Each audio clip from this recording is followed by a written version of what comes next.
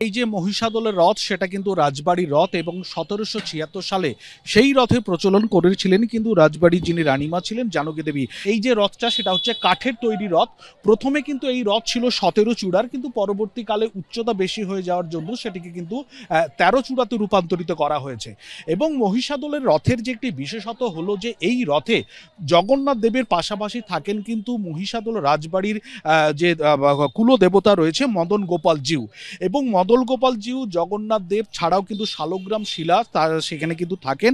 এবং যেটা চিরাচরিত প্রথা যেটি রয়েছে যে রাজপরিবারের সদস্য প্রথমেই কিন্তু এই যে রথের যে রশি, ক্যামেরা পার্সন আমাদের শান্তনুকে দেখাতে বলবে, এই যে রথের রশি যেটা রথের কাঁচি বলা হয়, সেই কাঁচিতে কিন্তু রাজপরিবারের প্রথম সদস্য সেই কাঁচিতে টান দেন, তারপরেই কিন্তু সেই রথ চলাচল শুরু হয়। এবং এই যে রথ, সেই রথ থেকে প্রায় ১.৫ কিলোমিটার দূরে যে রাজবাড়ি রয়েছে সেখানেই কিন্তু মদন গোপাল জিউর মন্দির রয়েছে।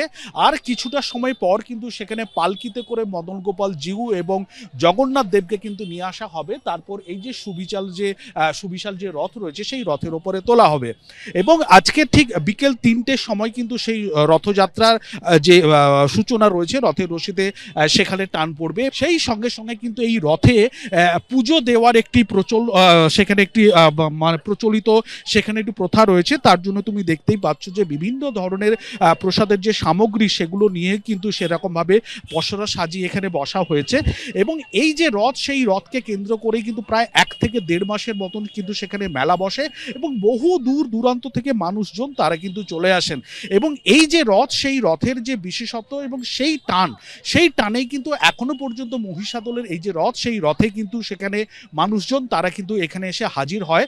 এবং এই যে রথ তুমি দেখতেই পাচ্ছ, সেই রথ কিন্তু প্রায় ১.৫ কিলোমিটার দূরে গুন্টিচা বাড়ি সেখানে গিয়ে কিন্তু সেখানেই থাকবে এবং ১ সপ্তাহ পর আবার ফেরত রথে কিন্তু টানা হয়ে এখানেই আসবে।